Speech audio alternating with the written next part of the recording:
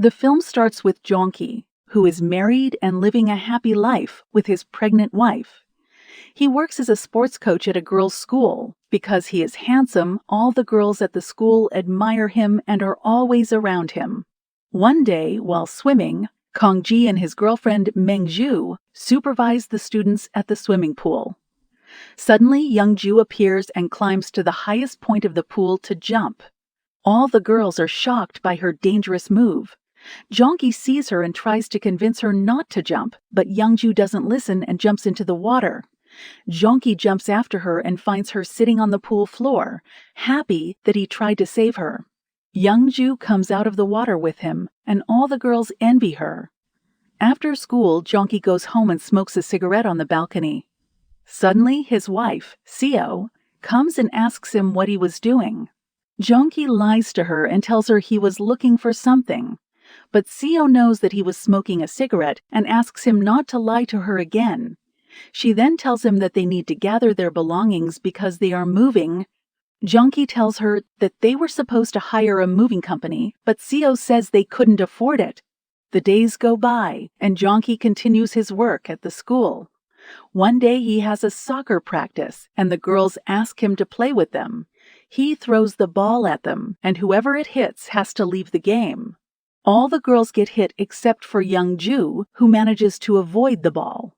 Her laughter and agility catch Jonki's attention, and he focuses more on her. He keeps trying to hit her with the ball until he succeeds, but the hit is so strong that Youngju falls to the ground and hurts her legs. Jonki takes her to the school clinic and treats her wound. Youngju approaches him in a strange way, as if she is trying to hug him to seduce him. Jonki quickly moves away from her and asks her to go home. The next day, Jonki visits his wife's family until he gets bored and decides to go buy cigarettes. By chance, he meets Youngju, who asks him to buy her a strawberry milk. Then she asks him if he still likes to play a certain game that he used to play a long time ago. She knows that he has a match soon, so she decides to go with him. At the stadium, Youngju stands and cheers for him to the point where everyone is surprised. After the match, Jonki's friends tease him about the student who is cheering for him and ask if he is in a relationship with her. But Jonki doesn't care about what they say and goes back to Youngyo, who is waiting for him in the car. Jonki admires her beauty and tries to fasten her seatbelt. He gets closer to her and Youngyo can sense it. She asks him if he wants to kiss her, but Jonki gets flustered and tells her that he's just fastening her seatbelt and wants to get her home quickly. The looks of admiration between Jonki and Youngyo continue until one day he sees her playing with her friends in the water. After she finishes, Youngyo forgets her towel, so Jonki takes it with him and brings it back home. There, he sees his wife washing his clothes and quickly looks for the towel, but finds his wife wearing it. She tells him that she will take it, and Jonki imagines that his wife is Youngyo. He gets closer to her and spends the night with her. The next day, Jonki finishes school and waits for the rain to stop. Suddenly, he sees Youngjo rushing back because she doesn't have anything to protect her from the rain and doesn't know how to get back home.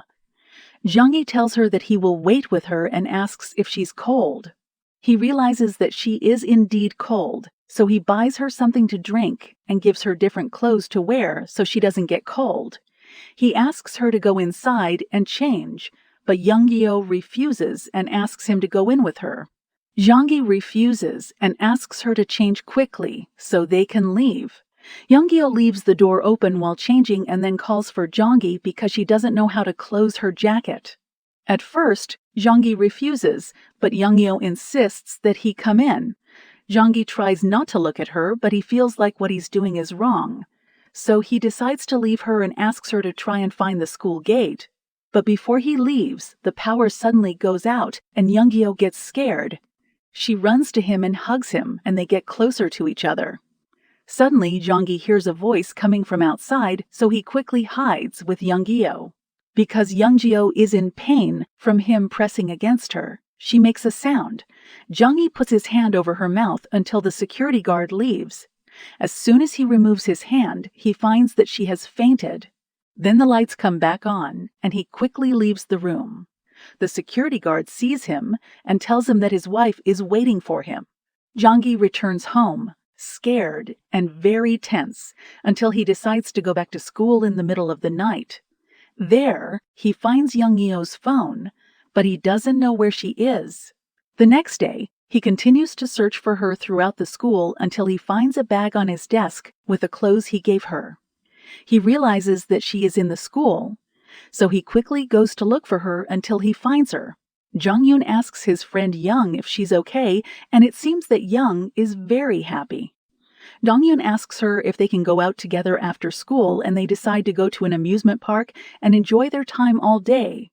They agree to keep everything that happened between them a secret, but Young decides to express her feelings on Facebook and write an article about her love story with her teacher. The school administration sees the post and summons Young to ask if what she wrote actually happened between her and Jong-yeon. Young tells them that it's just a fictional story from her imagination.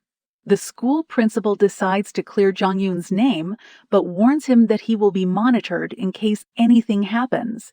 This is because girls are getting close to him to the point of writing stories about him. Jong-yoon leaves the principal's office feeling embarrassed, and when he sees Young, he gets angry and asks her why she wrote the post about him. They argue, and he asks her to stay away from each other because he doesn't want what happened between them to happen again and for no one to know about it. Young is shocked by Jong-hyun's reaction and falls into a state of depression because he doesn't answer her calls or messages. She continues to try to get closer to him, but it's no use. One day, she tells him that his wife has decided to give tutoring lessons to help with their expenses, especially when their daughter comes. Young tries to convince him not to overwork his wife, but his wife insists and says it's only for a short period. The next day, Jong-yeon goes to school and finds gifts from Young on his desk. He throws them all in the trash in front of the teachers. After the school day, Jong-yeon goes home and his wife tells him that she has a surprise for him. She lets him enter their daughter's room, which is decorated with the same colors as the gifts Young gave him. Jong-yeon feels that something is wrong and hears a voice coming from the adjacent room. He quickly runs to it and is surprised to find Young, who is taking lessons with his wife. It turns out that she did this on purpose to get closer to him and enter his house. Jong-hyun is very scared and remains uncomfortable all the time. Young does things to make him even more uncomfortable, to the point where she puts his food in front of him and stands in the kitchen, calling him my husband and embarrassing him. She asks him to stay overnight because her parents are at the temple and she's afraid of the dark. After insistence from his wife, Seo, Jong-yeon agrees. At night, Jong-yeon agrees.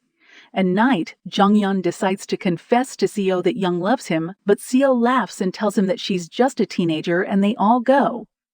Jong confesses to his wife that Young loves him, but Seo laughs and tells him that she is just a teenager and they all went through a phase of having a crush on their teachers. This annoys Jong, so he goes to sleep. In the middle of the night, he wakes up and suddenly finds Young watching him while he's sleeping. Jong quickly gets up and makes her leave the room, asking her what she's doing.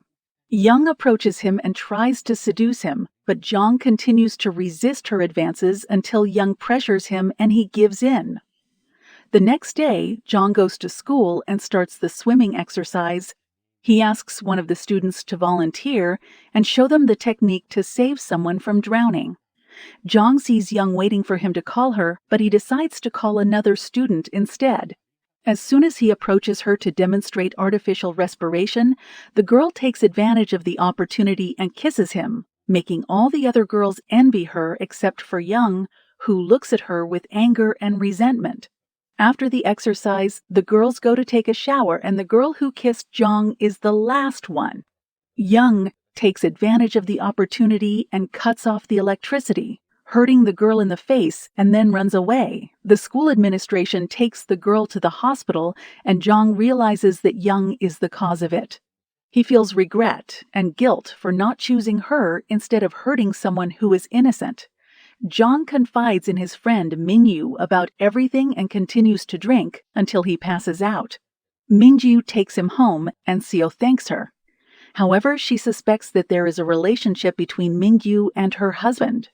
The next day, Young attends the lesson with Seo, but she is distracted by her engagement ring and asks Seo to take it off. Seo takes off the ring and lets Young try it on. Young asks Seo what she would be willing to do for her love for Jong to continue, but Seo doesn't understand the question and doesn't respond. Young tells Seo that she is willing to give up her husband for love, which surprises Seo greatly. Seo tells her that love is not important when she has a wedding ring on her finger, but Young insists that love is the most important thing and she doesn't need to get married. Seo tells her that she won't understand the true meaning of love until she becomes a wife. Suddenly, Jong returns home and Young runs to him, holding his hand. Jong and Seo are surprised by her behavior and try not to pay attention to her. Young continues her attempts to get closer to Jong to the point where she comes to him in the middle of the night, pretending to be her husband, and asks him to. She also acts like she needs his help with things she can't do herself. The next day, Young sits in the gym with Jong, who asks her to walk. Young asks him if he's afraid she will say something, but she reassures him that she won't. She walks away, leaving him behind. That night, Jong decides to confess to his wife that he won't continue with school. He tells her that he wants to work as a coach and find another job, but Seo refuses and says they need his school salary for their daughter. Jong gets angry and tells her that he wants to confess something to her, but he doesn't know if she will accept it. Seo tells him that she doesn't want to know and goes to sleep, leaving him alone. The next day, Young goes to her session with Seo as usual. Seo decides to show her a photo album of their wedding, making Young feel jealous. Young continues to tease Seo about her appearance in the photos, saying that she looks better than her, and that's why Jong chose her. Seo is shocked by the situation and desperately asks Young for details about what happened between her and her husband. Young tells her everything in detail, and Seo is devastated and sad. Suddenly, Young falls asleep and it becomes clear that Seo drugged her. Seo takes her in a wheelchair and asks Manju to help her drop her. Ju takes her in the car and they go to the hospital. They pay for an abortion procedure, but after 5 minutes, the doctor comes out and tells them that the girl is not pregnant and that no one has touched her before. Seo is shocked and Young quickly returns home before she wakes up and realizes what she did to her. After a while, Young wakes up and thinks that what she saw was just a nightmare. But suddenly, she senses Seo's tension and realizes that they actually dropped her. She pretends to be in pain and collapses, crying and blaming herself for killing her baby. She believes that she was pregnant and that Seo killed her and Jong's child. They argue and Seo hits her hard. Luckily, Jong comes back and catches up with them. Suddenly, Seo starts feeling pain and it turns out that she is going into labor. Jong quickly takes her to the hospital, where Seo gives birth to a beautiful baby girl. She is overjoyed and Manju visits them at the hospital and notices Jong. She is very surprised and asks to ride with him in the car so they can go home. On the way, Young tells Mingju about the dream she had and how she is very nervous about remembering something. However, she pretends that it was just a dream and nothing more. She is holding a very sharp object in her hands, and when she gets out of the car, she goes back to Mingju and asks her to give her the object she forgot next to her. Mingju gives it to her, and suddenly Young stabs her with it and drains her blood to take revenge. The next day, a nurse comes to the hospital and informs Sue and Jong that their baby is missing. They both collapse and can't believe what happened until Sue receives a call from Young. She asks Sue to come alone to the rooftop of her house.